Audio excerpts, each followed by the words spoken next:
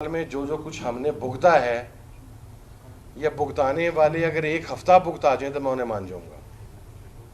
یہ آسان نہیں ہے کہ آپ دو سال اپنی ماں بہن اپنے بیٹے سے اپنی اولاد سے اپنی فیملی سے آپ دور رہیں, آپ کے بزنسز تباہ کر دیے جائیں, آپ کی پراپرٹیز سیل کر دی جائیں, آپ کے لیے ایسے شرمناک کام کیے جائیں کہ ان کا تذکرہ کرتے ہوئے انسان کو شرمندگی محسوس ہو, آپ کی کریکٹر اسیسینیشن اس طریقے سے کی جائے, آپ کی فیملی کی جائے, آپ کی ماں بہنوں کی کوشش کی جائے, اس قسم کی کرنے کی, بلیک میل کرنے کی کوشش کی جائے.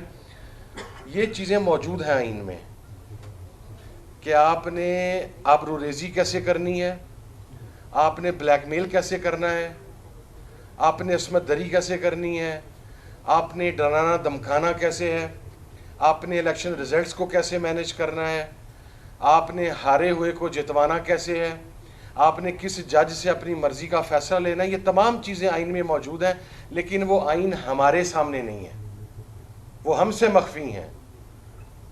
وہ جو لوگ آئین کو کاغذ کا ردی کا ٹکڑا سمجھتے ہیں, یہ انہوں نے اپنے آئین کے اندر کوئی چیزیں لکھی ہوئی ہیں اور بڑی جان فشانی کے ساتھ, بڑی مستعدی کے ساتھ اور بڑے تسلسل کے ساتھ مسلسل کی جا رہی ہیں آج تک پاکستان میں. میں لٹرلی آپ کو ایک بات آنیسٹلی بتاؤں, جس جگہ پر ہم پہنچ گئے ہیں, محمود اچکزئی صاحب تو بڑا پرانا اس تحریک میں ہے, لیکن جہاں تک ہم لوگ پہنچ گئے ہیں اس سے آگے صرف ایک ہی کسر رہتی ہے کہ آپ ہمیں گولی مار دیں, اور تو کسر کوئی نہیں رہ گئی.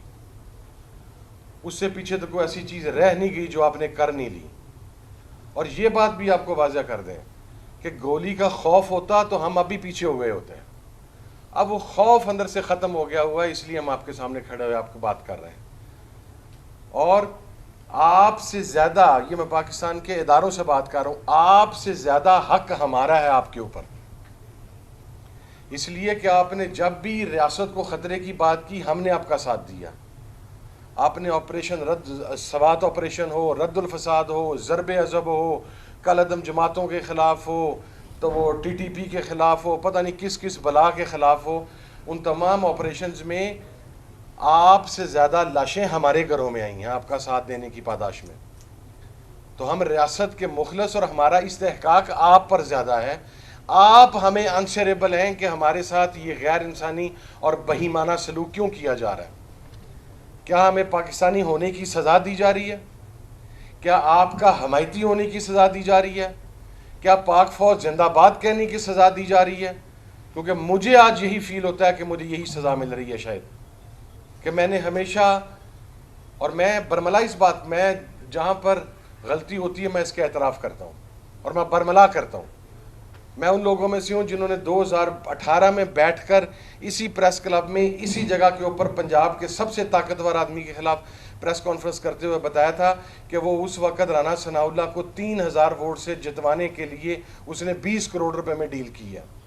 اس کی میں نے بڑی لمبی قیمت بھگتی ہے, لیکن رانا صاحب 2300 ووٹ سے جیتے ہیں. پھر بھی اس چیز کو انویسٹیگیٹ نہیں کیا کسی انسان نے. تو جہاں پر عوام کے مینڈیٹ کو ایسے روندا جائے, عوام کے مینڈیٹ کو ایسے برباد کیا جائے, وہ ڈیموکریٹک سوسائٹیز نہیں ہوتی. اس بات کے اوپر میرا خیال ہے وہ وقت آ گیا ہے جہاں پر یہ جو ایک وہ ڈیموکریسی کا سو کالڈ قسم کا ملغوبہ ہمارے اوپر طاری کیا گیا, اسے اتار دینا چاہیے. آپ اسٹریٹ اوے ڈکلیئر کر دیں کہ اس ملک کے اندر مارشل لا ہے, یا اس ملک کے اندر ایمرجنسی ہے, یا اس ملک کے اندر سول رائٹس نہیں ہے, یا اس ملک کے اندر ڈیموکریسی کے مطابق آپ اپنی زندگی نہیں گزار سکتے. آپ کو یہ رائٹ نہیں ہے کہ آپ یہ بات کہہ سکیں. آپ کو یہ رائٹ نہیں ہے کہ مجھے یہ رائٹ نہیں ہے کہ میں آپ سے پوچھ سکوں کہ میرے ڈپٹی سیکرٹری جنرل کو آپ نے کراچی سے اٹھایا اور اس کے بعد آپ نے اسے ایم کیو ایم کے ٹارگٹ کلرز کے سیل کے اندر پھینکا, وہاں پر اسے ٹارچر کر کے مرڈر کیا گیا. اس کی لاش میں نے وصول کی جو کہ بہیمانہ ٹارچر تھی. میں اس کے اوپر ہائی کورٹ میں گیا, آج تک اس کی انکوائری رپورٹ مجھے نہیں مل سکی.